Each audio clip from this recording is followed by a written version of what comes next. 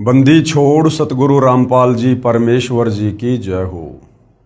परमपिता परमात्मा सारी सृष्टि के रचनहार कुल मालिक असंख्य ब्रह्मांडों के स्वामी जगत गुरु तीनों लोकों में प्रवेश करके सबका धारण पोषण करने वाले राजाधीराज आत्माधार नाथों के नाथ देवों के देव महादेव सर्वेश्वर महेश्वर मृत्युंजय अजरो अमर आदि अनादि सनातनी प्रभु जगत पिता जगदीश्वर श्री श्री 1008 की उपाधि के वास्तविक अधिकारी अकाल मूर्त शब्द स्वरूपी राम वासुदेव सर्वगतम ब्रह्म परम पूज्य प्रथम पूज्य परम संत परम पुरुष परम धनी परम दयालु सत्य कबीर हक्का कबीर अल्लाहु कबीर अल्लाहु अकबर बाखबर अल्लाह ताला जगत के तारणहार जगत के मुक्तिदाता जगत के जगन्नाथ हारे के सहारे हिंदुओं के राम मुसलमानों के अल्लाह सिखों के वायुगुरु ईसाइयों के मसीह दया के सागर दया निधि करुणा के सागर करुणा निधि स्वयंभू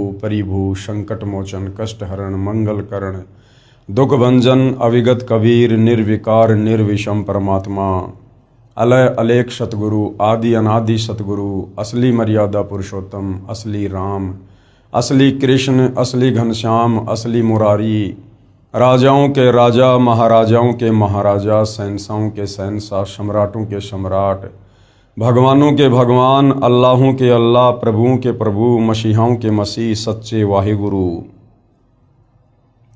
बाबाओं के बाबा पीरों के पीर सेठों के सेठ जगत सेठ सावड़सा सेठ सर्वगुण संपन्न अनंत कोटि कलाओं के स्वामी अनंत कोटि ब्रह्मांडों के नायक योगियों में महायोगी ध्यानियों में महाध्यानी सिद्धों में परम सिद्ध ज्ञानियों में तत्व ज्ञानी ब्रह्म ज्ञानी महाज्ञानी परम ज्ञानी सर्वश्रेष्ठ ज्ञानी विज्ञानी युवा कबीर समर्थ कबीर असमवात अमित ओजा सच्चे रहनुमा करीम अल्लाह सुभान अल्लाह दुनिया के अंतिम पैगंबर 8 सितंबर 1951 से गांव धनाना जिला सोनीपत हरियाणा भारतवर्ष की पावन भूमि पे प्रकट रियल कल्कि भगवान श्री नारायण साकार हरि श्री बाबा साहेब नूर अनंत परमात्मा सच्चे दरवेश सच्चे बाखबर संत श्रोमणी सतगुरु रामपाल जी परमेश्वर जी के चरण कमल में आप और हम सभी भाई बहनों का अनंत कोटि दंडवत प्रणाम।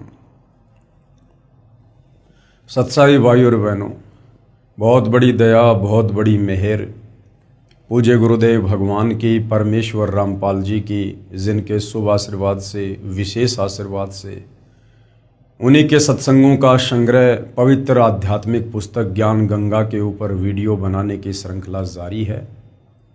इसी श्रृंखला में आज हमारा ये 37वें नंबर का वीडियो है और प्रत्येक वीडियो में भक्ति और भगवान को लेकर अध्यात्म को लेकर शास्त्र अनुकूल साधना को लेकर हमें वो तमाम जानकारियां नसीब हो रही हैं जिन जानकारियों को प्राप्त करने के लिए ये आत्मा युगों युगों से भटक रही है। यानी सारी सृष्टि के रचयिता कबीर परमेश्वर जब तक इस धरती पर संत रूप में प्रकट नहीं होते हैं तब तक हमें सृष्टि रचना के विषय में शास्त्र अनुकूल साधना के विषय में इस काल के 21 ब्रह्मांड में कोई नहीं समझा पाता है, कोई नहीं बता पाता है, क्योंकि गीता का ज्ञान देते समय ये काल ब्रह्म श्री कृष्ण जी के शरीर में प्रवेश करके अर्जुन को खुद कह रहा है कि अर्जुन इस संसार रूपी वृक्ष की यानी पूरी सृष्टि रचना की व्याख्या मैं भी विचार काल में यहाँ तेरे को नहीं बता सकता, क्योंकि मुझे भी इसके आदि और अंत का ज्ञान नहीं है।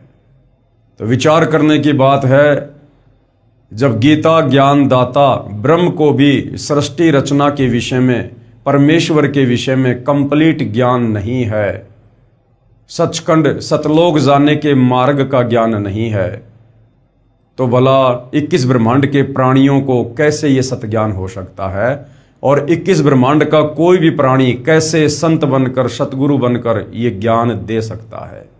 इसलिए अपने द्वारा रची सृष्टि का यथार्थ ज्ञान ज्यों का त्यों देने के लिए कबीर परमेश्वर परम अक्षर ब्रह्म सत्य पुरुष स्वयं ही इस पृथ्वी पर मानव शरीर में एक लीला करते हुए तत्वदर्शी संत की भूमिका करते हुए इस ज्ञान को जन जन तक पहुंचाते हैं। और इसीलिए गीता ज्ञानदाता काल ब्रह्म ने गीता जी अध्याय 4 श्लोक नंबर 34 में स्पष्ट कहा है कि अर्जुन, उस परमेश्वर के विषय में कंप्लीट जानकारी तुझे कोई तत्वदर्शी संत ही देगा। यानी गीता ज्ञानदाता ने खुद अपने हाथ खड़े कर दिए कि मुझे भी कंप्लीट ब्रह्मांडों की रचना का ज्ञान नहीं है, मुझे भी परमेश्वर के विषय में कंप्लीट ज्ञान नहीं है। ऑप्शन दे दिया कि तू किसी तत्वदर्शी संत की खोज कर। अर्थात गीता जी में परमात्मा प्राप्ति का पूर्ण मार्ग नहीं है, वेदों में परमात्मा प्राप्ति का पूर्ण मार्ग नहीं है, क्योंकि चारों वेदों का सार ही गीता है और गीता ज्ञान देने वाला तत्वदर्शी संत की ओर इशारा कर रहा है। तो भाई और बहनों, आज इस भारत देश की पवित्र भूमि पर 8 सितंबर 1951 को प्रकट होकर सन 1994 से अपने यथार्थ 13वें कबीर पंथ को शुरू करके सतगुरु रामपाल जी परमेश्वर जी ने जो यथार्थ सृष्टि रचना का ज्ञान दिया है, जो उन्होंने कंप्लीट शास्त्र अनुकूल भक्ति साधना का ज्ञान दिया है, तो भाई और बहनों, ये कॉमन सेंस की बात है कि फिर सतगुरु रामपाल जी कौन है। भले दिखाई आप और हमारी तरह एक मनुष्य हैं, भले एक मानव के रूप में दिखाई दे रहे हैं, परंतु ये स्वयं साक्षात परम ब्रह्म परमेश्वर कबीर देव हैं। और जो आध्यात्मिक पुस्तक ज्ञान गंगा इन्होंने रची है, ये सर्व धर्मों के सर्व पवित्र धर्मशास्त्रों के ज्ञान से प्रमाणित है। इस पवित्र पुस्तक ज्ञान गंगा के तत्व ज्ञान में, अमृत ज्ञान में सुई की नोक रखने जितनी भी कमी किसी भी धर्म का कोई भी धर्म गुरु निकालने में सक्षम नहीं है।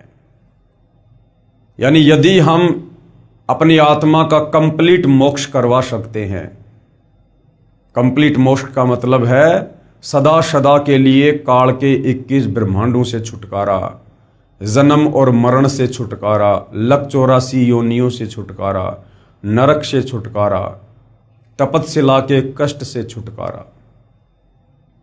तो सिर्फ और सिर्फ सतगुरु रामपाल जी की शरण में आकर उनके द्वारा प्रदान की गई सतभक्ति को मर्यादा में रहकर करने से ही संभव है। तो भाई और बहनों, निसंदेह वर्तमान में परम पूज्य सतगुरु रामपाल जी नर रूप में साक्षात नारायण हैं और पहचान होगी उनके प्रवचन सुनने से, सत्संग सुनने से, उनके द्वारा लिखी गई पुस्तकों को पढ़ने से। क्योंकि जब तक हम किसी के बारे में पढ़ेंगे नहीं, जानेंगे नहीं, तब तक हम जाहिर सी बात है समझेंगे भी नहीं। तो ज्ञान से ही ज्ञान होता है। तो आप जी निसंदेह सतगुरु रामपाल जी के प्रवचन यूट्यूब पर जेब से मोबाइल निकाल कर सुनिए और सृष्टि रचना को सर्वप्रथम सुनिए, क्योंकि सृष्टि रचना अध्यात्म की नींव है, अध्यात्म का मूल है। सृष्टि रचना को समझे बिना हम किसी भी धर्म की छोटी सी 10 पेज की पुस्तक को भी नहीं समझ सकते। और जिस दिन आप सतगुरु रामपाल जी परमेश्वर जी के द्वारा बताई गई, समझाई गई, सर्वधर्म शास्त्रों के ज्ञान से प्रमाणित की गई सृष्टि रचना को सुनकर समझ लेंगे, विश्वास कर लेंगे, उसके बाद चारों वेद भी आपकी उंगलियों पर होंगे, पवित्र गीता आपकी जुबान पर होगी। इस तत्व ज्ञान के अभाव में जो धर्मशास्त्र आज से पहले हमारे उन संस्कृत के तथाकथित विद्वान ब्राह्मणों के लिए, गुरुजनों के लिए, पंडितों के लिए पहाड़ के समान थे, आज वो चारों वेद, गीता, कुरान शरीफ, कुरान मजीद, तौरेत, जबूर, इंजिल, बाइबल, गुरु ग्रंथ साहिब, दुनिया की कोई भी धार्मिक पुस्तक हो, वो ये तत्व ज्ञान प्राप्त होने के बाद आपकी उंगलियों पर होगी और आपके लिए प्रथम कक्षा का कायदा हो जाएगा। क्योंकि तत्व ज्ञान अध्यात्म की जड़ है, ये मास्टर की है और मास्टर की से हम कोई भी ताला खोल सकते हैं। तो भाई और बहनों, ज्ञान देने में, समझाने में, समाधान करने में सतगुरु रामपाल जी ने कोई कमी, कोई कसर नहीं रखी है। अब यदि कोई कमी रहेगी तो आप और हमारी नासमझी की रहेगी, हमारे कमजोर भक्ति संस्कारों की रहेगी, क्योंकि परमेश्वर को प्राप्त करना किसी आम प्राणी के बस की बात नहीं होती है। परमात्मा कहते हैं, सकल पदार्थ है जग माही, कर्महीन नर पावत नाही। तो जिनके माड़े कर्म होंगे, फूटे भाग होंगे, वो आत्माएं सतगुरु रामपाल जी के तत्व ज्ञान तक, उनके सत्संगों तक, उनके पुस्तकों तक नहीं पहुंच पाएंगी। यानी उन आत्माओं को अभी इस काल के लोक में युगों युगों लक 84 योनियों में गधे, कुत्ते, सुअर की योनियां भोगना शेष है। अभी उनका मोक्ष का समय आया नहीं है।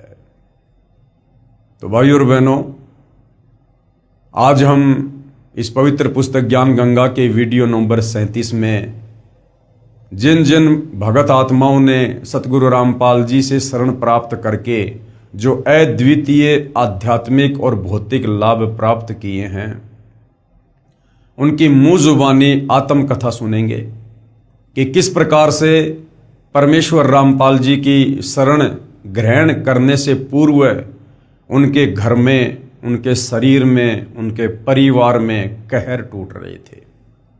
मृत्यु शैया पर वो परिवार पड़ा हुआ था। डॉक्टरों ने भी जवाब दे दिया था। शाणे सपाटों के पास, तांत्रिकों के पास लाखों रुपया ठगा कर भी वो किसी प्रकार की कोई राहत प्राप्त नहीं कर पा रहे थे। उनके प्रारब्ध के कांटे, उनके कर्म दंड के कांटे ज्यों के त्यों उनको चुभ रहे थे और अंत में मौत को गले लगाना ही शेष था। और जैसे ही उनको सतगुरु रामपाल जी के विषय में पता चला और उन्होंने जाकर उनके चरणों में माथा रगड़ा, उनकी शरण ग्रहण की और उनके द्वारा प्रदान की गई शास्त्र अनुकूल भक्ति शुरू की, उसी दिन से, उसी क्षण से उनके वो 3 ताप के कष्ट, वो प्रारब्ध के कांटे, पाप कर्मों के, वो निकलने शुरू हो गए। और आज वो आत्माएं हर प्रकार से आध्यात्मिक, शारीरिक और भौतिक लाभ प्राप्त कर रही हैं। तो उनमें से कुछ और आत्माएं हैं जिन्होंने अपने साक्षात्कार दिए और अन्य समाज को बताने की दृष्टि से, जगाने की दृष्टि से कि भाई यदि आप भी मेरे की तरह दुखी हैं, परेशान हैं, पीड़ित हैं, तो आप एक बार सतगुरु रामपाल जी की शरण में आइए, उनके सत्संग सुनिए, उपदेश लेकर देखिएगा। कोई पैसा, कोई चार्ज नहीं लिया जाता है, निःशुल्क दीक्षा दी जाती है। और साथ में वो आत्मा ये भी संदेशा देना चाहती हैं कि यदि आप हमारी तरह दुखी नहीं हैं और वर्तमान में आप सांसारिक दृष्टि से सुखी हैं, तो ये मत भूलिएगा कि ये सुख यहां पर सदा रहेगा। आने वाले समय में, आपके भविष्य में, आपके प्रारब्ध में कितने कष्ट होंगे, कितने कांटे होंगे, आपको किन किन भयंकर परेशानियों का सामना करना पड़ सकता है, ये आपको नहीं पता होता है। इसलिए समय रहते सतगुरु रामपाल जी के ज्ञान को सुनकर, तत्व ज्ञान से परिचित होकर आप तुरंत उनकी शरण को स्वीकार कीजिए। अन्यथा ये काल का लोक है, अभी आप काल के भयंकर षड्यंत्र से परिचित नहीं हैं। आदरणीय नानक जी कहते हैं कि ना जाने काल की कर डारे और किस विध डल जा पाशावे, और जिना दे सरते मौत खुड़क दी उनानो केड़ा हंसावे। तो एक क्षण में ना जाने यहां क्या से क्या हो जाए, और आने वाले समय में तो निश्चित ऐसा ही होगा, क्योंकि हम युग परिवर्तन की दहलीज पर खड़े हैं। 2028 युग परिवर्तन का निर्धारित समय है और युग परिवर्तन प्रकृति का अटल नियम है।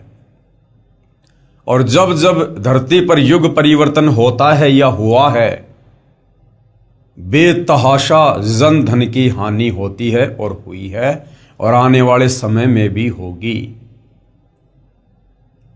तो उस दौर में स्वयं को और अपने परिवार को यदि आप सुरक्षित रखना चाहते हैं, तो आपने समय पूर्व सतगुरु रामपाल जी के ज्ञान को सुनकर उनकी शरण ग्रहण करनी पड़ेगी।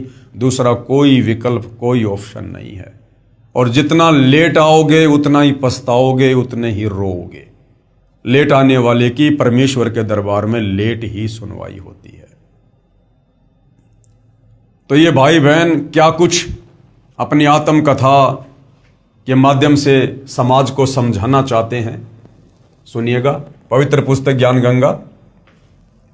भटके हुए भगत हनुमत दास को पुनः संभालना। सतगुरु रामपाल जी महाराज जी की असीम कृपा। मुझदास का नाम भगत हनुमत दास, निवासी ग्राम हिनोद, तहसील जैसी नगर, जिला सागर, मध्य प्रदेश है। मेरे जीवन में बंदी छोड़ सतगुरु रामपाल जी महाराज जी के आशीर्वाद से हुए चमत्कार को कुछ शब्दों में व्यक्त करने की कोशिश करना चाहता हूं। यानी परमेश्वर की महिमा को और परमेश्वर के उपकार को जीव कभी भी शब्दों में बयान नहीं कर सकता। सात समुद्र की मशी करूं, लेखनी करूं बनराय, और शब धरती का कागज करूं, पर सतगुरु के गुण लिखे न जाए। सतगुरु यानी परमेश्वर, परमात्मा। लेकिन कोशिश है कि जो जो लाभ हमें हुए हैं, जितना हम सतगुरु को आंशिक रूप से जान पाए हैं, उस विषय में भगत समाज को बताना हमारा कर्तव्य है, ताकि धरती पर प्रकट परमेश्वर की शरण में आकर आप और हमारे की तरह अन्य पीड़ित आत्माएं भी कुछ राहत प्राप्त कर सकें और अपनी आत्मा का कल्याण करवा सकें। मैंने जुलाई 2014 में नाम दीक्षा ली थी तथा बरवाला आश्रम में सतगुरुदेव जी से आशीर्वाद भी प्राप्त किया था।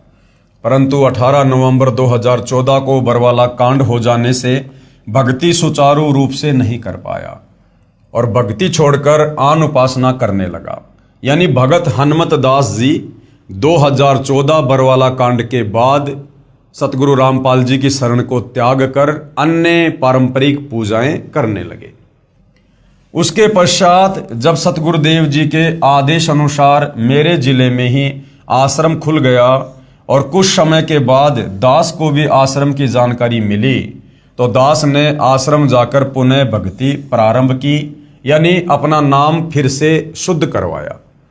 लेकिन नाम दीक्षा लेने से पहले जो नियम बताए जाते हैं, जैसे नशा नहीं करना, जुआ ताश नहीं खेलना, मांस नहीं खाना, आन उपासना नहीं करना, यानी अन्य देवी देवताओं की फिर पूजा नहीं करना, भ्रष्टाचार नहीं करना इत्यादि नियमों का पालन सही ढंग से नहीं कर रहा था, जिसकी वजह से दास को एक लाइलाज बीमारी हो गई, जिसका नाम है एप्लाटिक एनीमिया।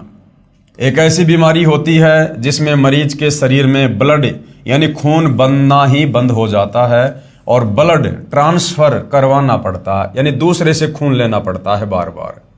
मतलब ब्लड की बोतल लगवानी पड़ती है और जैसे ही ब्लड खत्म होता है उसे फिर ब्लड चढ़वाना पड़ता है। जब तक शरीर में ब्लड रहता है तब तक तो मरीज स्वस्थ रहता है, और जैसे ही ब्लड खत्म हो जाता या बहुत कम बचता तो फिर अस्पताल में एडमिट करवाना पड़ता था। जिस प्रकार गाड़ी में पेट्रोल या डीजल है तो गाड़ी चलेगी, अगर खत्म होने वाला है या खत्म हो गया तो गाड़ी नहीं चलेगी। ऐसी हालत भगत हनुमत दास की उस समय हुई जब इन्होंने सतगुरु रामपाल जी को भक्ति को त्याग दिया और दोबारा इन्होंने उपदेश भी लिया, लेकिन ये अच्छे से मर्यादाओं का निर्वाह नहीं कर पाए, मर्यादाओं में रहकर भक्ति नहीं कर पाए। सतगुरु रामपाल जी महाराज अपने सत्संग में बताते हैं, जब लग हंसा हमरी आना, काल लगे नहीं तेरा वाणा। यानी जब तक भगत मेरी आन कान यानी मर्यादा में रहेगा, तब तक काल का किसी भी प्रकार का दाव, कोई भी षड्यंत्र उस भगत के ऊपर काम नहीं कर सकता। मतलब जब तक भगत नियम मर्यादा में रहता है तब तक उसे कोई भी परेशानी नहीं हो सकती। और मैं नियम मर्यादा बार बार खंड कर देता था। इस एप्लाटिक एनीमिया बीमारी के इलाज के लिए मैंने सभी जगह कोशिश की। सबसे पहले अपने जिला स्तर के सभी अस्पतालों में इलाज करवाया। उसके बाद अप्रैल 2018 में नागपुर रेफर कर दिया गया। नागपुर CIHO सीहो अस्पताल में इलाज करवाया। इस अस्पताल में सभी प्रकार की जांच कराई और डॉक्टर अविनाश पोपली ने ब्लड कैंसर बोल दिया कि आपको ब्लड कैंसर है, जिसकी वजह से आपको खून का पानी बनने लगा है। उसके बाद हम लोग घर आ गए और 18 मई 2018 को फिर ब्लड कम हो जाने की वजह से नागपुर गए और इसी दिल बोन मेरो टेस्ट की रिपोर्ट आई, जिससे परमात्मा सतगुरु रामपाल जी महाराज की दया से ब्लड कैंसर नहीं आया। लेकिन डॉक्टर अविनाश पोपली की रिपोर्ट के आधार पर बता दिया कि आपको एप्लाटिक एनीमिया है, जिसकी वजह से आपको ब्लड बनना बंद हो गया है और इसका अस्थायी इलाज ब्लड चढ़वाना ही है। यानी जब तक ब्लड चढ़वाते रहोगे तब तक आप जीवित रहोगे और जब ब्लड चढ़वाना बंद कर दोगे तो फिर आप मर जाओगे। और स्थायी इलाज बोन मेरो ट्रांसप्लांट है, जिसके 80% चांस है कि ब्लड बनने लगे, नहीं तो जीवन भर ब्लड चढ़वाना पड़ेगा। और बोन मेरो ट्रांसप्लांट का खर्च भी बहुत ज़्यादा है, 19 लाख रुपए लगभग। फिर दास ने सतगुरु जी से अरदास लगाई फोन के माध्यम से और सतगुरु देव जी का आदेश आया, नाम शुद्धिकरण करवा लो और नियम मर्यादा अनुसार भक्ति करो, परमात्मा दया करेंगे। मालिक का आदेश आने के बाद धीरे धीरे करके दास को राहत मिलती गई। पहले मालिक की दया से समय पर ब्लड की आवश्यकता पूरी होती गई और फिर अप्रैल 2019 में दास को ब्लड लगवाने की जरूरत नहीं पड़ी और करीब 1 साल इस बीमारी से ग्रसित रहने के बाद आज दास स्वस्थ है और ब्लड भी लगवाने की आवश्यकता नहीं पड़ती है। इस बीमारी में दास का हीमोग्लोबिन 2 से 3 ग्राम बचता था और प्लेटलेट्स 2000 तक बचते थे। दास ने दिल्ली एम्स में भी इलाज करवाया, इंदौर में डॉक्टर AK त्रिवेदी के पास भी गया, जबलपुर, भोपाल, नागपुर और भी अनेक जगह दवाई करवाई, लेकिन कहीं से भी कोई आराम नहीं लगा।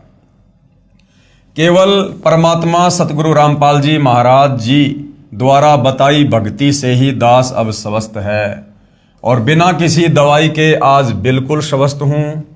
बंदी छोड़ सतगुरु रामपाल जी भगवान की दया है। सतगुरु चरणों का तुच्छ दास, भगत हनुमत दास, गांव हिनौद, जिला सागर, तहसील जैसी नगर, मध्य प्रदेश। देखो भाई और बहनों, अभी तक हम परमेश्वर जी के गुणों से अपरिचित थे, अभी तक हम शास्त्र अनुकूल साधना से दूर बैठे थे। अन्यथा परमात्मा के गुण तो ज्यों के त्यों हैं, परमात्मा बदल नहीं गया। आज भी धरती पर सतगुरु रामपाल जी के रूप में उनके नाम से वही परमात्मा है जो परमात्मा सतयुग में सतसुकृत ऋषि के नाम से आया था, त्रेता में मुनिंद्र ऋषि के नाम से आया था, जिन्होंने भगत प्रहलाद की खंबे से प्रकट होकर उसके पिता हिरण्यकश्यप से रक्षा की थी, जिन्होंने मीराबाई के जहर को अमृत में तब्दील कर दिया था, जिन्होंने भगत प्रहलाद को अग्नि से बचाया, महाभारत के युद्ध में टटेरी पक्षी के बच्चों को बचाया, ये वही परमात्मा है। परमात्मा में कोई परिवर्तन नहीं होता, उसके गुणों में कोई बदलाव नहीं होता। लेकिन आप और हम जीव आत्माएं देश काल और परिस्थिति के अनुसार परमेश्वर को भूलकर शास्त्र विरुद्ध साधना करने के चलते परमेश्वर से प्राप्त होने वाले लाभों से, उन्हें फायदों से दूर होते चले जाते हैं, जिस कारण से हम फिर भटकते रहते हैं और हर प्रकार की परेशानियों का सामना करते रहते हैं। तो परमेश्वर तो भाई और बहनों मुर्दे को जिंदा करता है, मुर्दे को जिंदा, बिना किसी ऑपरेशन, बिना किसी हॉस्पिटल, बिना किसी सर्जरी के, क्योंकि यह परमेश्वर के गुणों में लिखा हुआ है। गुरु कृपा की महिमा। आगे एक और आत्मा है जिन्होंने सतगुरु रामपाल जी से उपदेश प्राप्त करने के बाद जो शारीरिक या भौतिक लाभ प्राप्त किए, तो किस प्रकार से उन्होंने अपनी आत्मकथा में बताया। मैं त्रिलोक दास बैरागी, ग्राम डीमरखेड़ा, जिला कटनी, मध्य प्रदेश का निवासी हूँ। मैंने दिनांक 27/6/2010 को नामदान लिया था। जब मैंने नामदान लिया था तब मुझे मालूम नहीं था कि नामदान नहीं बल्कि अमृत ले रहा हूँ। मेरी बात आपको अतिशोक्ति लगेगी, लेकिन कसम मुझे गुरुदेव के चरणों की, इसमें मैंने जो भी अनुभव किए या जो भी प्रमाण मेरे सामने हुए, मैंने कल्पना भी नहीं की थी कि मेरे साथ ऐसा चमत्कार होगा। नामदान लेने से 6 महीने बाद मेरा पुत्र बीमार होता है, जिसका जन्म 5 पुत्रियों के बाद हुआ था। मैं अपने पुत्र का इलाज लगातार 1 महीने तक MBBS डॉक्टरों से करवाता रहा, मगर 1 महीने तक बालक ठीक नहीं हुआ। अचानक मेरे बालक ने एक दिन सुबह 9 बजे आंखें बंद कर ली, मतलब बेहोश हो गया। मैं उसे लेकर उमरिया पान भागा। वहां के सभी डॉक्टरों ने इलाज करने से मना कर दिया। मैं उसे लेकर सिहोरा गया। सभी जगह MBBS डॉक्टर हैं, मगर पुत्र की हालत देखकर सभी ने इलाज करने से मना कर दिया। मानो वो बताना चाहते थे कि तुम्हारे पुत्र की मृत्यु हो चुकी है। पुत्र की उम्र सिर्फ 1 वर्ष थी। हिम्मत बांधकर एक डॉक्टर ने कहा कि अगर उसे ऑक्सीजन मिल जाए तो शायद कुछ हो सकता है। मैंने तत्काल एक 4 व्हीलर रिजर्व की और जबलपुर के लिए भागा, जो कि बच्चों का रिसर्च सेंटर है। वहां के डॉक्टर ने बच्चे की हालत देखकर कहा कि इसमें कहीं कोई हलचल नहीं हो रही है। कहीं भी सुई लगाता हूं, इसको कुछ मालूम ही नहीं हो रहा। भर्ती करना मेरे लिए रिस्क की बात है। मैंने कहा भर्ती करो और भर्ती करके इलाज शुरू करो, बाकी सब परमात्मा पर छोड़ दो। डॉक्टर ने कहा अगर इसे 6 घंटे में होश आ गया तो शायद बच जाए, नहीं तो मुश्किल है। सुबह 9 बजे से रात्रि के 9 बज चुके थे, परंतु बालक होश में नहीं आ रहा था। लड़के की मां ने और मैंने रोना शुरू कर दिया। मेरा ध्यान अचानक ज्ञान गंगा और भक्ति सौदागर को संदेश में लिखे हुए चमत्कारों की तरफ गया जो भक्तों के साथ हुए हैं। मैंने अपने आप को संभाला और अपने आप को गुरु के चरणों में समर्पित कर दिया।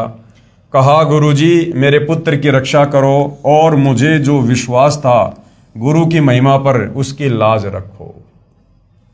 2-3 बातें भाई और बहनों, जो भगत भाई बहन अच्छे से गुरु जी के ज्ञान को ना समझ पाने के कारण गलतियां कर देते हैं। भगत जी कह रहे हैं कि अपने पुत्र की ऐसी हालत देखकर मैं और मेरी भगतमती रोने लग गए। भाई और बहनों, इसका मतलब हमारे अंदर भी बहुत कमजोरियां हैं। अभी हम विष्णु जी के सतोगुण के प्रभाव से बाहर नहीं हैं, दूर नहीं हैं। जबकि नाम दीक्षा लेने के 2 से 3 वर्ष बाद इन तीनों गुणों का प्रभाव, रजगुण ब्रह्मा, सतगुण विष्णु, तमगुण शंकर का प्रभाव बिल्कुल शून्य मात्र हो जाना चाहिए। हमें ये ज्ञान हो जाना चाहिए कि हमारा यहां कोई बेटा बेटी, माता पिता, भाई बंधु, रिश्तेदार, पति पत्नी नहीं है।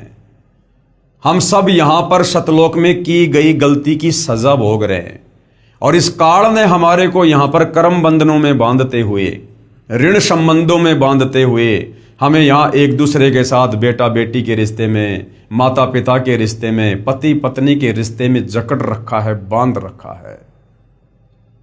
और सतगुरु हमें जो तत्व ज्ञान देते हैं वो इसीलिए देते हैं कि हम इन ऋण संबंधों से, इन कर्म बंधनों से कुछ ढीले हो जाएं, कुछ दूर हटना शुरू हो, कुछ राहत प्राप्त करें और अपना मूल जो मकसद है उसको समझें कि यहां मेरा कोई परिवार नहीं है, मेरा असली परिवार सतलोक में है। मेरे असली बेटा बेटी यदि कहीं हैं तो सतलोक में हैं। और यदि हम सतगुरु से उपदेश लेकर, दिन रात उनके प्रवचन सुनकर, और यदि यही इस काल की गंदी व्यवस्था में ही अगर इसी प्रकार से मरते रहे, घुटते रहे, मेरा मेरी तेरा तेरी के चक्रों में बंधे रहे, जरा सी किसी को परेशानी आ गई आंखों से आंसू निकालते रहे, तो भाइयों और बहनों फिर हम किस दिन सतलोक जाने की तैयारी करेंगे। ऐसी स्थिति जिस दिन आप सतलोक जाने की तैयारी करोगे उससे 2 घंटे पहले ये काल आपके पोते के साथ, आपकी पोती के साथ या आपके बेटा बेटी के साथ में फिर से घटित कर देगा, फिर उनको बीमार कर देगा, कोई एक्सीडेंट हो जाएगा, फिर आपका ध्यान वहीं लग जाएगा, आप तो रोना धोना शुरू कर दोगे, उन्हीं के चक्कर में चिंतित हो जाओगे। और मालिक कहते हैं कि अंत समय में शरीर छोड़ते वक्त जहां आपकी आस्था होगी, जहां आपका ध्यान होगा, वहीं आपको पुनः जन्म लेना होगा।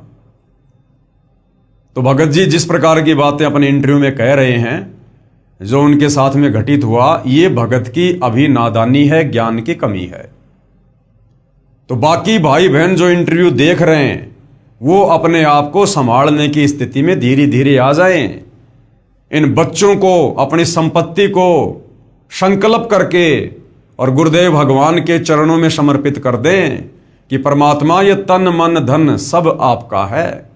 हम केवल आपके द्वारा दी गई इन वस्तुओं का भोग भोग रहे हैं, ये हमारी नहीं है। हम तो यहां पर केवल कुछ समय के लिए इस शरीर में एक यात्री बनकर आए हैं भक्ति करने के लिए। जैसे व्यक्ति होटल में जाता है, कुछ पैसे जमा करवाता है, 2 या 4 दिन होटल में रुकता है, होटल की तमाम वस्तुओं को भोगता है, कूलर, पंखा, फ्रिज, बेड, लेकिन होटल छोड़ते समय उसकी आस्था ना तो उस होटल की किसी वस्तु में बनती है, वो चम्मच भी उठाकर नहीं ला सकता क्योंकि उसको पता है कि ये मेरी नहीं है, मालिक की है। और ना होटल के वेटर, होटल के मालिक, होटल के स्टाफ में कोई रुचि बनती है। तो इसी प्रकार हमारा जो घर है वो एक होटल है, और जो भी सुविधा हमें प्राप्त हैं वो परमेश्वर के द्वारा दी गई हैं, और जो भी हमारे परिवार के सदस्य हैं वो होटल के स्टाफ मेंबर हैं। और जिस दिन ये जीव आत्मा शरीर छोड़कर जाएगी, यानी होटल छोड़कर जाएगी ये शरीर, उस दिन हमारी रुचि नहीं बननी चाहिए किसी भी वस्तु में। हमारा मूल मालिक, हमारा मूल घर सतलोक है।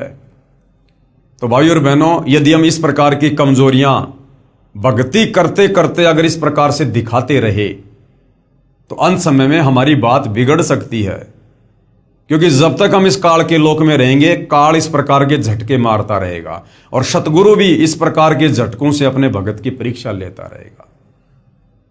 दूसरा, आगे फिर भगत जी ने कहा, मैंने अपने आप को संभाला और अपने आप को गुरु के चरणों में समर्पित कर दिया।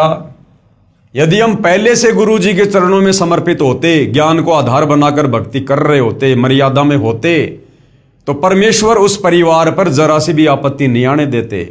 इस भगत के बच्चे के साथ में इस प्रकार की घटना घटित नहीं हो सकती थी। अगर माता पिता अगर पूर्ण मर्यादा में है तो बच्चा यदि 3 साल से कम उम्र का है और यदि माता या पिता ने नाम दीक्षा ले रखी है और यदि पूर्ण मर्यादा में है, तो उनके बच्चों के ऊपर किसी प्रकार की कोई आपत्ति परमात्मा नहीं आने देता। यह उनका वचन है। ऐसे बहुत सारे उदाहरण आपको संगत में देखने को मिलेंगे। तो भगत जी कहते हैं कि बाद में मैंने परमात्मा के चरणों में स्वयं को समर्पित किया और कहा, गुरुजी मेरे पुत्र की रक्षा करो, और मुझे जो विश्वास था गुरु की महिमा पर उसकी लाज रखो। ये भी भगत की कमजोरी है।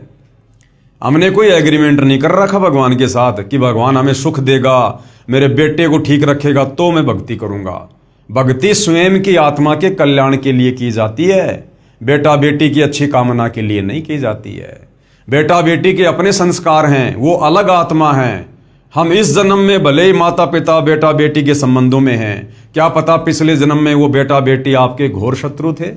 गुरुदेव ने तो स्पष्ट कर रखा है कि हमारे घर में जो बेटा बेटी आते हैं वो कौन हैं, या तो पिछले जन्म में हम उनके दुश्मन थे या वो हमारे दुश्मन थे जो इस जन्म में अपना लेन देन पूरा करने के लिए आए हैं।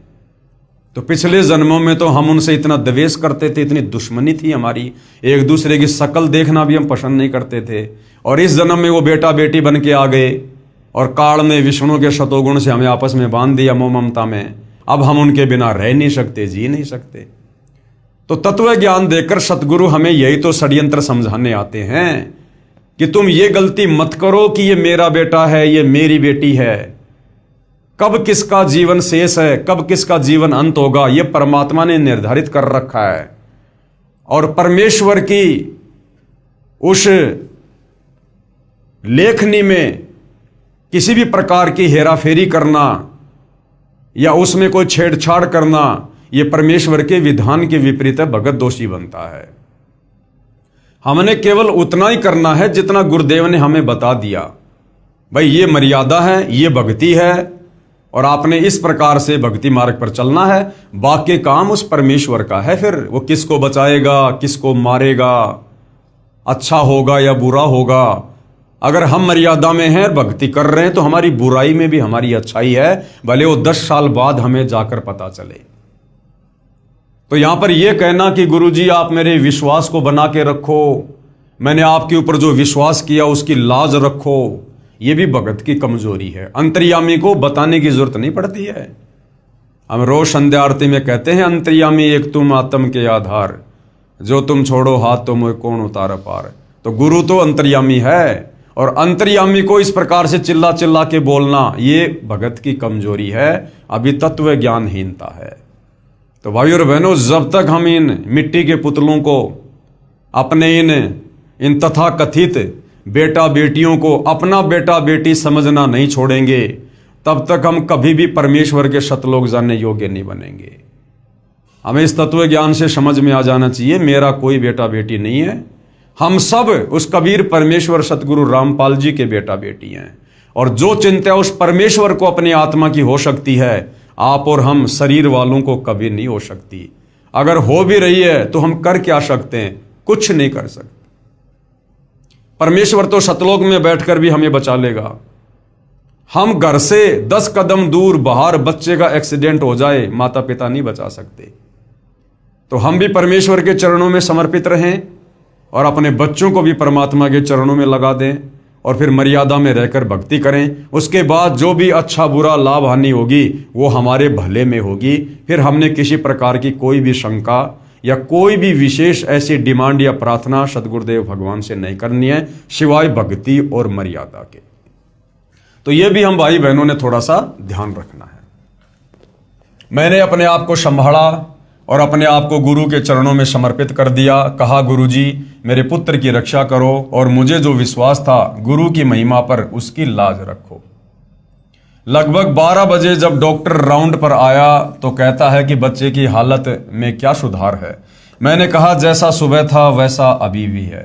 डॉक्टर ने इंजेक्शन मंगाया और बालक की जांघ पर लगाया। इंजेक्शन लगते ही बालक रोने लगा, जैसे वो खुद इंजेक्शन गुरुजी ने लगाया हो। पूरे हाल में खुशी की लहर दौड़ गई।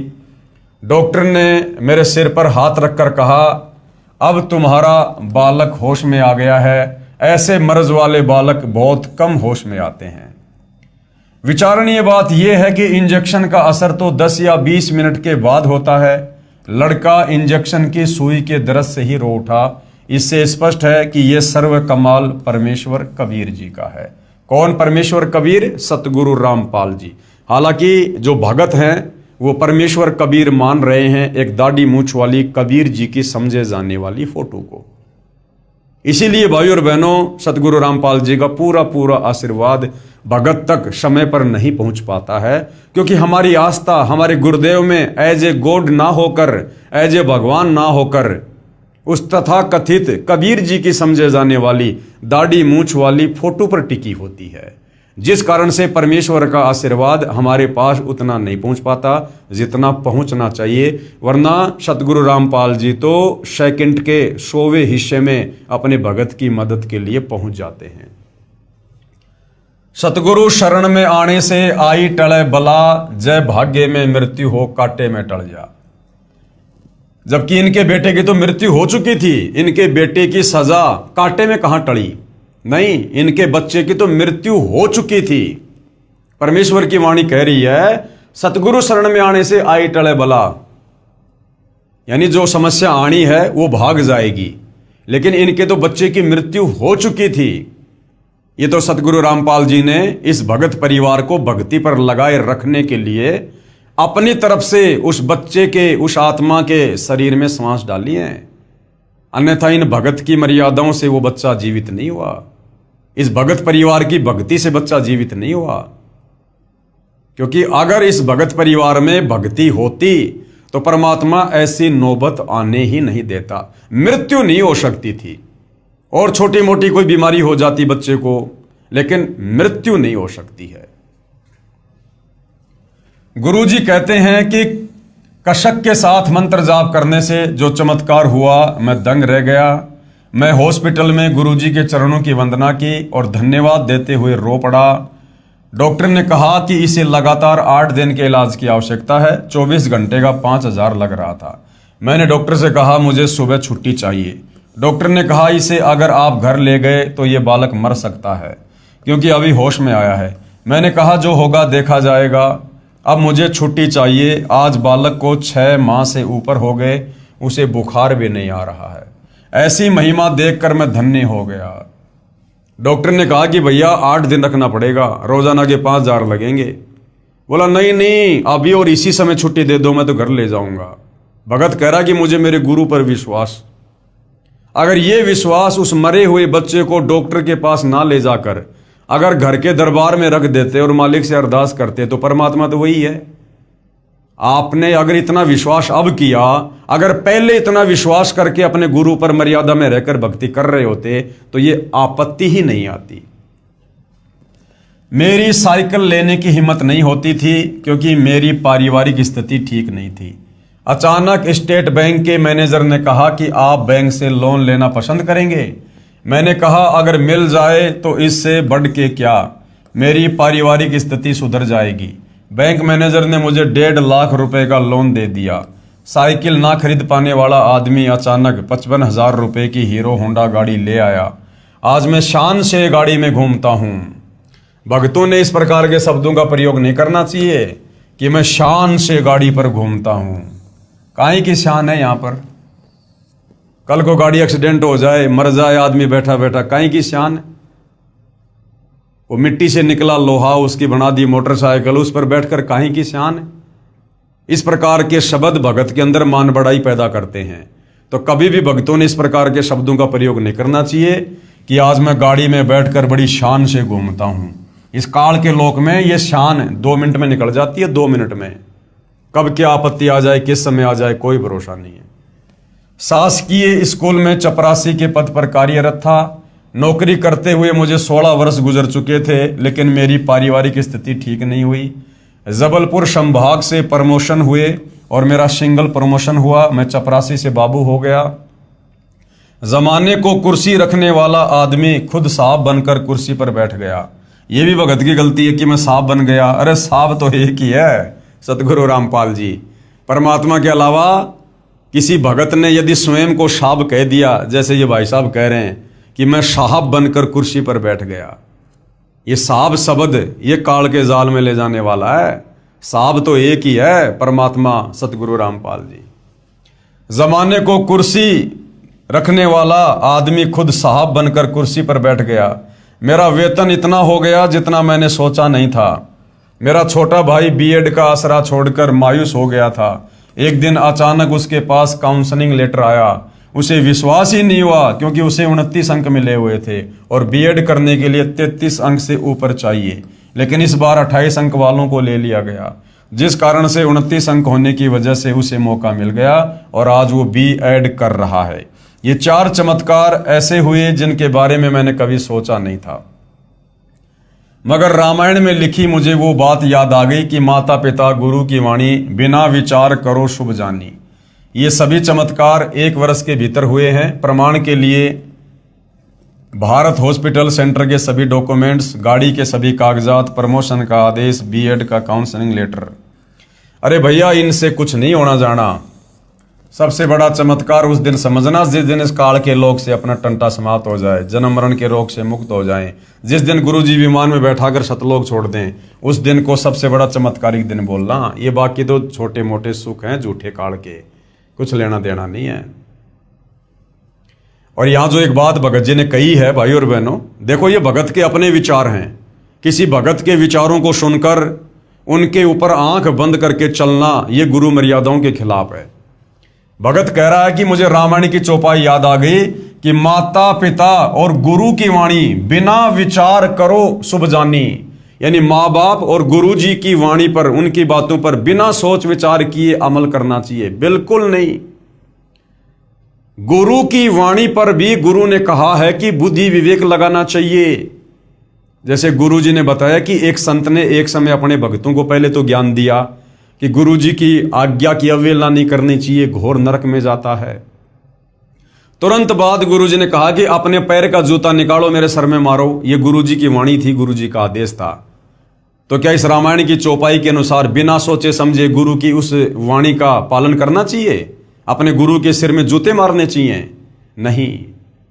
विशेष परिस्थिति में गुरु जी की वाणियां जो गुरु जी के ही ज्ञान के विपरीत हों, उनके ऊपर भगत ने विवेक लगाना चाहिए कि ये तेरी परीक्षा है।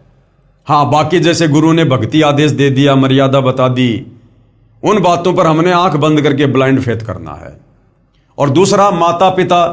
माता पिता कौन होते हैं भाई? वो भी आप और हमारे जैसे 2 कोटि के जीव हैं।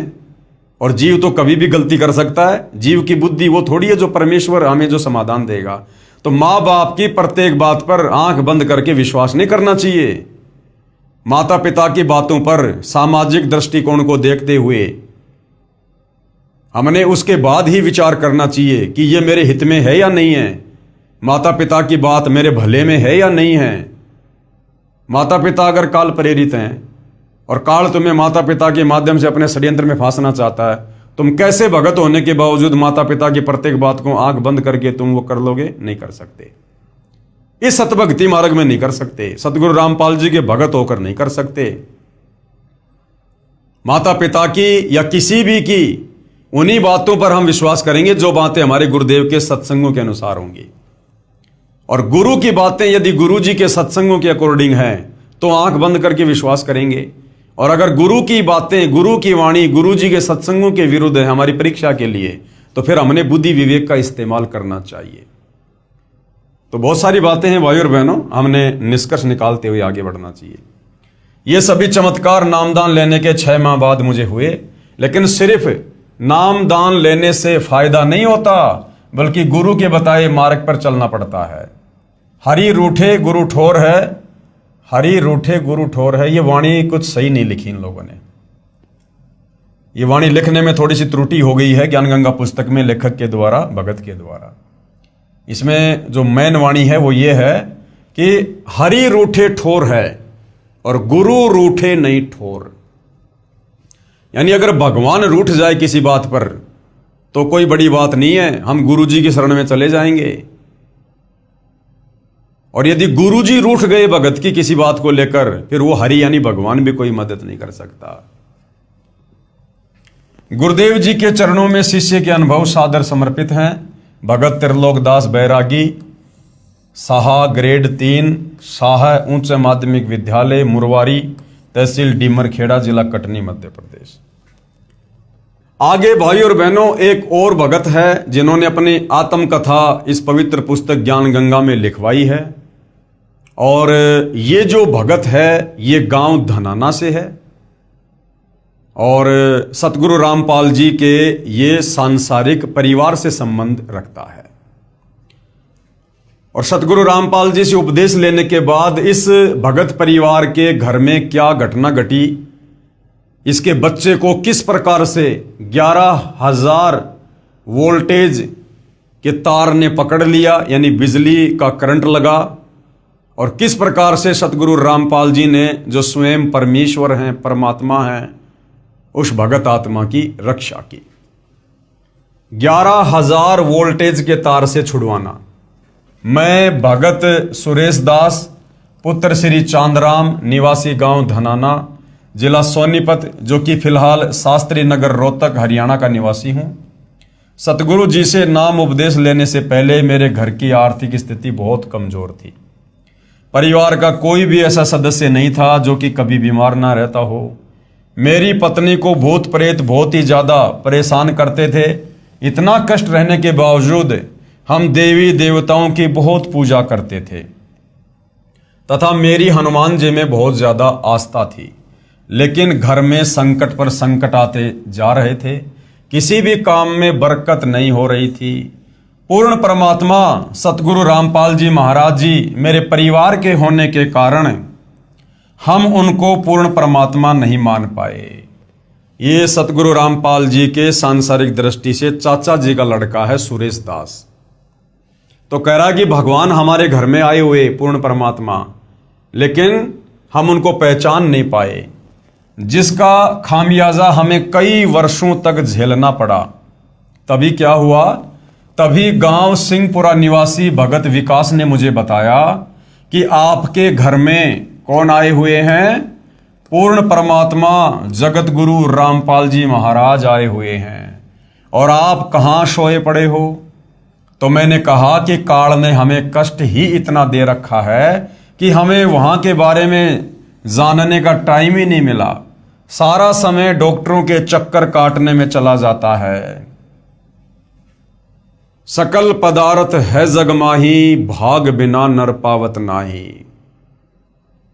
दुनिया हजारों सैकड़ों किलोमीटरों से चलकर आकर सतगुरु रामपाल जी से आध्यात्मिक और भौतिक लाभ प्राप्त कर रही है, और सतगुरु रामपाल जी के सांसारिक दृष्टि से जो परिवार वाले हैं, रिश्तेदार हैं, वो उनको ना पहचान पाने के चलते डॉक्टरों के चक्कर काट रहे हैं।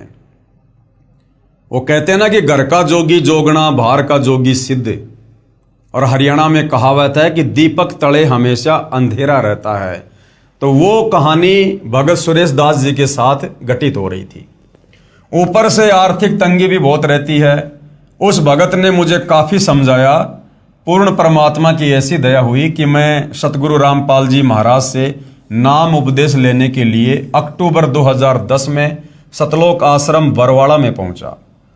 नाम उपदेश लेने के बाद सतगुरु जी ने अपना दया का पिटारा खोल दिया और मुझे वो सुख अनुभव होने लगे जिनका वर्णन इस जुबान से कर पाना बहुत मुश्किल है। मेरी पत्नी को भूत प्रेत सता रहे थे, सतगुरुदेव जी की दया से अब वह पूर्ण रूप से ठीक है। 7 सितंबर 2011 को मेरा लड़का मोहित 12 साल, जो कि मेरे कहने पर मिस्त्री को बुलाने के लिए गया था, मेरा लड़का मिस्त्री के मकान की छत पर चढ़ गया तथा छज्जे पर चला गया। छज्जे के साथ ऊपर 11,000 वोल्टेज के बिजली के तार थे। लड़के तथा तारों के बीच में केवल 1 फीट की दूरी थी। जब वह उनके नजदीक गया तो तारों ने लड़के को खींच लिया और लड़के के सिर पर तार चिपक गया। 11,000 वोल्टेज की बिजली अगर किसी को पकड़ ले भाई और बहनों, बचना बिल्कुल नामुमकिन।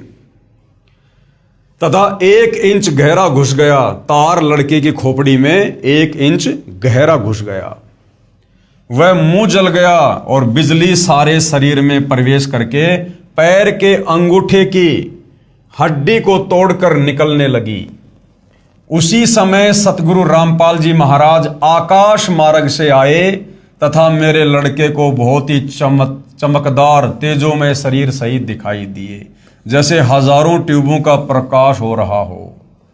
उन्होंने लड़के का हाथ पकड़कर बिजली से छुड़ाकर छज्जे पर लिटा दिया। फिर लड़के की सतगुरु जी से बहुत बातें हुई तथा जब सतगुरु जी जाने लगे तो लड़के ने पूछा कि गुरु जी कहाँ जा रहे हो? तो गुरु जी ने कहा कि बेटा मैं तेरे साथ हूं, तू घबरा मत।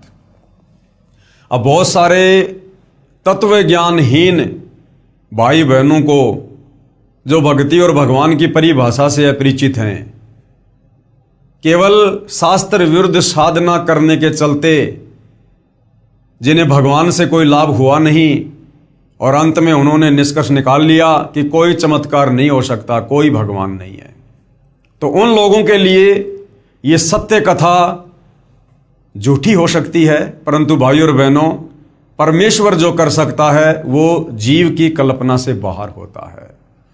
सतगुरु जो चावे सो कर ही भरम पड़ो मत कोई, सेऊ धड़ पर शीश चढ़ाया पछ करी रसोई। बहुत सारे उदाहरण हैं यदि हम विचार करें। हम हनुमान जी के बारे में सुनते हैं कि जब हनुमान जी छोटे से थे, बालक थे, घुटनों के बल चलते थे, तो उन्होंने सूरज को, ये सूरज जो पृथ्वी से कई गुना बड़ा है, आग का गोला, उन्होंने सूरज को कोई फल जानकर, खाने की वस्तु जानकर और अपने मुंह में ले लिया। अब जब ये दुनिया इस बात पर यकीन कर सकती है तो ये चमत्कार तो उस चमत्कार के आगे बहुत छोटा है। फिर इस पर विश्वास क्यों नहीं होता भाई? इसलिए नहीं होता कि हमारी बुद्धि इन तत्व ज्ञानहीन धर्म गुरुओं ने संकीर्ण कर दी है। संकीर्ण, इन्होंने भगवान को निराकार साबित कर रखा है अपनी अज्ञानता के चलते। और इन धर्म गुरुओं की भक्ति करते करते किसी को कोई लाभ होता नहीं।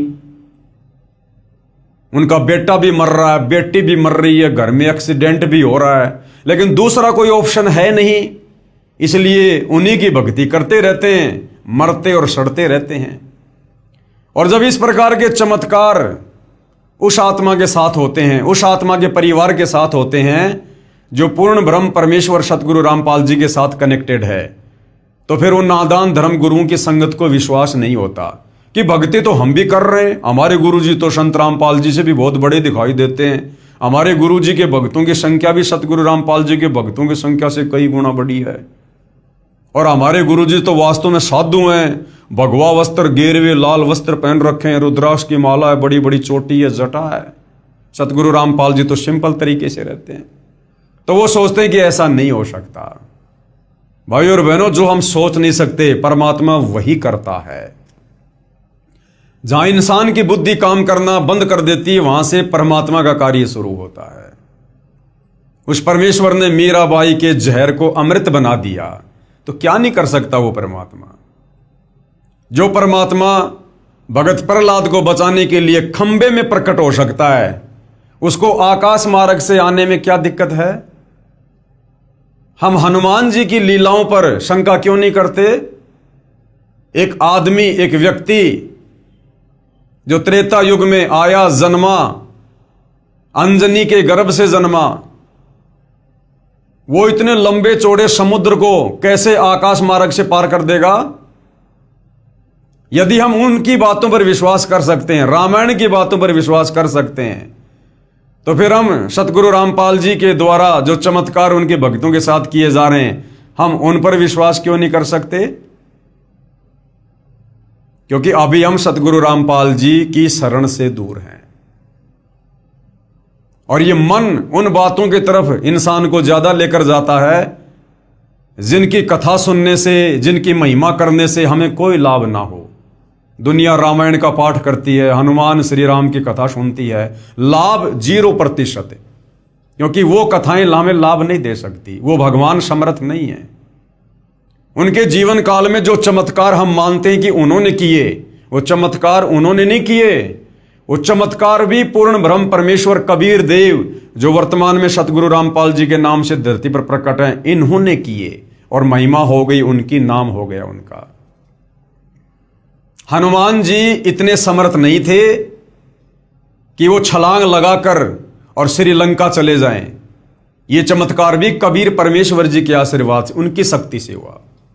हनुमान जी इतने सामर्थ्यवान नहीं थे कि वो द्रोणागिरी पहाड़ को, जो कई कई किलोमीटर में था, अरबों खरबों टन वजन था, उसको उठाकर लंका ले जाएंगे आकाश मार्ग से। नहीं, जब आप शास्त्र अनुकूल साधना करने लगेंगे, सतगुरु रामपाल जी के द्वारा बताई गई सत्यनारायण कथा को सुनेंगे, 5वें वेद सूक्ष्म वेद की वाणियों को सुनेंगे, समझेंगे, तब आपको पता चलेगा वो पहाड़ उठाने वाला कार्य भी हनुमान ने नहीं, बल्कि हनुमान जी के रूप में कबीर परमेश्वर सतगुरु रामपाल जी ने किया।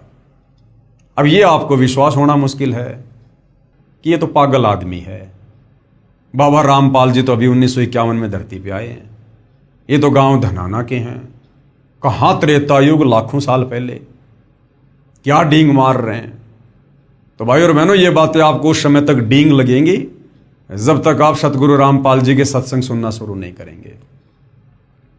अन्यथा ये सत्यनारायण कथा है, अमर कथा है, और ये कोई बड़ी बात नहीं है। ये 11,000 वोल्टेज के तार से आकाश मार्ग से आकर सतगुरु रामपाल जी के द्वारा अपने भगत को बचाना, ये तो कुछ भी नहीं है उनके लिए। ऊंट के मुंह में जीरे के बराबर भी नहीं है, कुछ नहीं है। वो परमेश्वर तो एक क्षण में, एक सेकंड में शतलोक से चलकर और पूरी पृथ्वी को परमेश्वर अपने आधे बाल के ऊपर धारण कर सकता है। एक सेकंड में परमात्मा पूरी सृष्टि को नष्ट कर सकता है, क्षण भर में, और उसी क्षण परमेश्वर सबको पुनर्जीवित कर दे यथावत स्थिति में, जो जहां जैसी स्थिति में था, जहां काम कर रहा था, और लोगों को पता भी ना चले। और ऐसा परमेश्वर ने कई बार किया है, कई बार। हम कथाओं में पढ़ते हैं, गुरुदेव ने बताया, एक भगत था, वो 7 कोस ऊंचे पहाड़ पर रहा करता था, साधना करता था। एक दिन तबीयत खराब हो गई और नीचे तालाब था, वहां तक चल के वो मुंह धोने आता था। उस दिन नहीं आ पाया, तबीयत ज्यादा खराब थी, और सोचा भगवान आज मैं मेरा नित्य नियम कैसे करूंगा। दुखी हुआ। परमेश्वर ने पूरी पृथ्वी पर इतनी भयंकर बारिश की, पूरी पृथ्वी डूब गई। 7 कोस ऊंचे पहाड़ पर पानी चढ़ा। उस भगत ने मुंह धोया, फिर चारों तरफ देखा, हे भगवान मेरे लिए पूरा संसार डुबो दिया, पूरी सृष्टि नष्ट हो गई, ये पाप कहां लेकर जाऊंगा।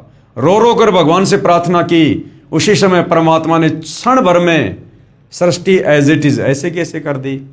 जो खेत में काम कर रहा है वो खेत में कर रहा है, जो कंप्यूटर पर काम कर रहा है वो कंप्यूटर चला रहा है, उसको पता ही नहीं क्या हो गया था।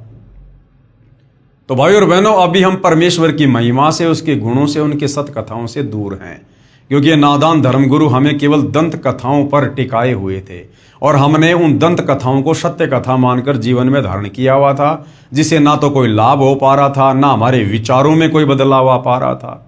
जो के त्यों सारे उल्टे कर्म करते थे हम। चोरी, जारी, नशाखोरी, मांसाहार, गंदी नज़र, काला बाजारी, रिश्वतखोरी, मिलावट और अपने आप को सुप्रीम भगत भी समझा करते थे। लगा के लंबा सा टीका, सुबह बजा के घंटा मंदिर में अपने काम पे जाते थे, वहाँ दुनिया के चालान रिश्वत ले लेके काटा करते थे और अपने आप को भगत भी कहा करते थे। तो भाई और बहनों, वास्तव में भगत क्या है, भक्ति क्या है, ये तो अब सतगुरु रामपाल जी की शरण में आने के बाद पता चलता है। तो ये कोई बड़ी बात नहीं है। ऐसे ऐसे चमत्कार तो सतगुरु रामपाल जी ने अपनी संगत में हजारों के साथ कर रखे हैं, हजारों के साथ। उस समय मेरे लड़के मोहित की माता जी भी वहीं पर थी। उसने ये दृश्य अपनी आंखों से देखा तथा वह बहुत घबरा गई, क्योंकि लड़के के शरीर से बिजली की लपटें निकल रही थी। उसके बाद हम लड़के को पीजीआई रोहतक हॉस्पिटल में लेकर गए। वहाँ पर भी लड़के को गुरुजी दिखाई दिए। वह मेरे लड़के ने कहा कि गुरुजी मेरे साथ हैं, आप घबराओ मत। यदि आज हम गुरुजी की शरण में नहीं होते तो हमारा लड़का आज जिंदा नहीं होता, तथा मेरी पत्नी को भी प्रेत मार डालते। हम उजड़ने से बच गए, ये सतगुरु रामपाल जी महाराज जी की ही दया है। सर्व पाठकों से प्रार्थना है कि मेरी सत्य कथा को पढ़कर आप जी भी सतगुरु रामपाल जी महाराज जी की शरण में आकर अपना समय रहते कल्याण कराओ, तथा प्रारब्ध यानी भाग्य में लिखे कर्मों के कारण जो घटनाएं घटित होती हैं उनसे पूर्ण रूप से बचोगे। सतगुरु रामपाल जी महाराज के सत्संग वचनों में मैंने सुना था कि पूर्ण परमात्मा कबीर जी बंदी छोड़ हमारे सर्व पापों को नाश कर देते हैं। ऐसा ही प्रमाण ऋग्वेद मंडल 10 सूक्त 161 मंत्र 2 में तथा मंडल 9 सूक्त 80 मंत्र 2 में भी लिखा है कि यदि किसी रोगी की प्राण शक्ति क्षीण हो चुकी है तथा उसकी आयु भी शेष ना रही हो तो उसके प्राणों की रक्षा करूं तथा उसे 100 वर्ष आयु प्रदान करूं, अर्थात उसकी आयु बढ़ाकर साधक को सर्व सुख प्रदान करता है। अब भाई और बहनों, दास ने 2-3 बार इसी पुस्तक में इसी बात को ये कहते हुए कि वे परमात्मा अपने भगत की आयु बढ़ा देता है, 100 वर्ष की उम्र प्रदान करता है, तो दास ने जो है ऋग्वेद की जगह यजुर्वेद बोल दिया। गलती से दास ने ऋग्वेद की जगह पहले कुछ एक वीडियो में इसी ज्ञान गंगा पुस्तक पर जो वीडियो बन रहे हैं उसमें ऋग्वेद की जगह दास ने यजुर्वेद बोल दिया था। तो उसके लिए दास आप भाई बहनों से माफी चाहता है। आप जी उसमें सुधार जो है वो कर लेना। सज्जनों, सतगुरु रामपाल जी महाराज ने अपने अमृत वचनों में ये भी बताया है कि प्रत्येक प्राणी अपने किए कर्मों के अनुसार ही सुख व दुख प्राप्त करता है। दुख तो पाप कर्मों का फल है तथा सुख पुण्य कर्मों का फल है। अभी तक सर्व संत आचार्य गुरु यही कहते रहे कि जो प्रारब्ध यानी जो भाग्य कर्म का भोग है वह तो प्राणी को भोग कर ही समाप्त करना पड़ता है। हे सभ्य पाठकों, सतगुरु रामपाल जी महाराज कहते हैं कि पाप कर्म से दुख होता है। यदि पाप कर्मों का नाश हो जाए तो दुख का स्वतः अंत हो जाता है। यदि भक्ति करते करते भी पाप कर्म का फल यानी दुख भोगना ही पड़े तो भक्ति की फिर क्या आवश्यकता है? फिर तो भक्ति की आवश्यकता ही समाप्त हो जाती है। 7 सितंबर 2011 को हमारे प्रारब्ध कर्म के पाप के कारण मेरे पुत्र मोहित की मृत्यु होनी थी। हमारे सतगुरु रामपाल जी महाराज जी की कृपा से परम पूज्य कबीर परमेश्वर जी ने, नहीं सुरेश जी याद करो, आपको गांव सिंहपुरा के भगत विकास ने क्या बताया था कि आपके घर में खुद पूर्ण परमात्मा आए हुए हैं। और आप यह कह रहे हो कि हमारे सतगुरु रामपाल जी ने कबीर परमात्मा के दया से, तो आप तो भाई अपने गुरुदेव को परमात्मा से अन्य दर्शा रहे हो। ऐसा नहीं है। गुरु और गोविंद दो नहीं भाई, जब तक दो समझोगे दो जग में जाई। तो सतगुरु रामपाल जी स्वयं कबीर परमात्मा जी हैं, जिन्होंने हमारे पाप कर्म का नाश कर दिया तथा मेरे बच्चे की जीवन रक्षा करके आयु बढ़ा दी। यदि 7 सितंबर 2011 को प्रारब्ध कर्म के फलस्वरूप मेरा बेटा मर जाता तो हम सभी परिवार के सदस्य भक्ति त्याग देते तथा नास्तिक हो जाते, क्योंकि हमें उस समय परमात्मा का पूर्ण ज्ञान नहीं था। अब भगवान पर अत्यधिक विश्वास हो गया है। ये भी विश्वास हो गया है कि परम पूज्य कबीर जी ही परमेश्वर हैं, सतगुरु रामपाल जी ही परमेश्वर हैं और उन्हीं का नाम कबीर है। ये पाप नाशक तथा सर्व सुखदायक व पूर्ण मोक्षदायक हैं तथा सतगुरु रामपाल जी महाराज उन्हीं के भेजे हुए उनके अवतार हैं। नहीं, ये भी अभी आधी अधूरी सोच है। भगत कह रहे हैं कि अब मुझे पूरा ज्ञान हो गया, वरना उस समय मुझे ज्ञान नहीं था, मैं भक्ति छोड़ देता। अब मुझे ज्ञान हो गया, विश्वास हो गया। अब यदि ज्ञान हो गया तो आप सतगुरु रामपाल जी को और कबीर जी को अलग अलग क्यों समझ रहे हैं? तथा सतगुरु रामपाल जी महाराज उन्हीं के भेजे उनके अवतार हैं। नहीं, सतगुरु रामपाल जी स्वयं अपने अवतार हैं। ये स्वयं धरती पर अवतरित होते हैं। ये किसी कबीर के अवतार नहीं हैं, क्योंकि कबीर कभी किसी अवतार को सतलोक से धरती पर नहीं भेजता है। कबीर समर्थ है, वो स्वयं ही अवतार धारण करके पृथ्वी पर मनुष्य रूप में तत्वदर्शी संत की लीला करता है। अतः आप जी से पुनः प्रार्थना है कि अविलंब सतलोक आश्रम बरवाला में पहुंचें तथा उपदेश लेकर कल्याण कराएं। आप जी से प्रार्थना करने का मेरा उद्देश्य यह है कि मेरे जैसे दुखिया बहुत हैं, मेरी उपरोक्त आत्मकथा को पढ़कर विचार करके वे भी मेरे की तरह संकटों का निवारण करा सकेंगे तथा सुखी हो सकेंगे। ये संसार समझदा नाही, कहंदा शाम दोपहरे नू, गरीब दास ये वक्त जात है, फिर रोगे इस पैरे नू। प्रार्थी हैं भगत सुरेश दास पुत्र श्री चांदराम, शास्त्री नगर, हिसार बाईपास, रोहतक। ये इनके मोबाइल नंबर हैं। अगर किसी को किसी प्रकार की कोई शंका है तो इनसे संपर्क किया जा सकता है। सत कबीर साहिब जी की दया, बंदी छोड़ सतगुरु रामपाल जी महाराज जी की जय। यजुर्वेद अध्याय 8 मंत्र 13 में प्रमाण है कि पूर्ण परमात्मा पापी से भी पापी व्यक्तियों के भी संपूर्ण पापों का नाश करके भयंकर रोगों से भी मुक्त कर देते हैं, जिसका मैं जीता जागता उदाहरण हूं। अब भाइयों और बहनों, ये जो आत्मकथा है, ये एक भगत हैं श्री केशवदास मैनाली। इनकी आत्मकथा को क्या कुछ इन्होंने लिखा है, क्या कुछ भगत समाज को बताया है, क्या कुछ कष्ट और परेशानियां इस परिवार के ऊपर थी, इस भगत के ऊपर थी, और किस प्रकार सतगुरु रामपाल जी की शरण में आने के बाद ये इन तमाम प्रकार के कष्टों से मुक्त हुए। फिर उन्होंने अपनी आत्मकथा इस पवित्र पुस्तक ज्ञान गंगा में लिखवाई। इस पर भाई और बहनों हम नेक्स्ट वीडियो में जिक्र करेंगे। और आप जो भाई बहन इस पवित्र पुस्तक ज्ञान गंगा के ऊपर बन रहे वीडियो देख रहे हैं और अभी तक आप सतगुरु रामपाल जी की शरण में नहीं हैं, तो आप जी से प्रार्थना करेंगे कि आप जी अति शीघ्र सतगुरु रामपाल जी के ज्ञान को समझकर अपनी आत्मा के कल्याणार्थ हेतु उनसे उपदेश प्राप्त करें। उपदेश प्राप्त करने के लिए वर्तमान में आप जी सतलोक आश्रम धनाना जा सकते हैं, जहां पर सतगुरु रामपाल जी स्वयं विराजमान हैं। मैं मई 2026 की बात कर रहा हूं। आगे वे कहां विराजमान होंगे इसके विषय में अभी कुछ नहीं कह सकता। संपर्क कैसे करें उसके लिए आप जी गूगल पर सतलोक आश्रम धनाना के मोबाइल नंबर सर्च कर सकते हैं। साथ में वेबसाइट है www.jagatgururampalji.org। आप इस वेबसाइट पर जाकर भी जहां जहां नामदान की जो प्रक्रिया है जारी है, कहां से आप नाम दीक्षा प्राप्त कर सकते हैं, आप संपर्क करके जानकारी ले सकते हैं। तो भाई और बहनों, अविलंब सतगुरु रामपाल जी के चरणों में आइए, अपने आप को समर्पित कीजिए और जैसा पूज्य गुरुदेव भगवान हमें भक्ति के लिए निर्देशित करें वैसी आप जी भक्ति कीजिए, क्योंकि आने वाला समय 2028 युग परिवर्तन का निर्धारित समय है। जितना लेट आओगे उतना ज़्यादा पछताओगे। ये समय सदा ऐसा नहीं रहेगा जैसा वर्तमान में आप जी समझ रहे होंगे। तो भाई और बहनों, आज के इस एपिसोड में केवल इतना ही। कल फिर परमेश्वर की सेवा में हाजिर होंगे। तब तक गुरुदेव भगवान हम सबको आज्ञा दें, आशीर्वाद दें, सद्बुद्धि दें, हमारा मार्गदर्शन करें। बंदी छोड़ सतगुरु रामपाल जी परमेश्वर जी की जय हो।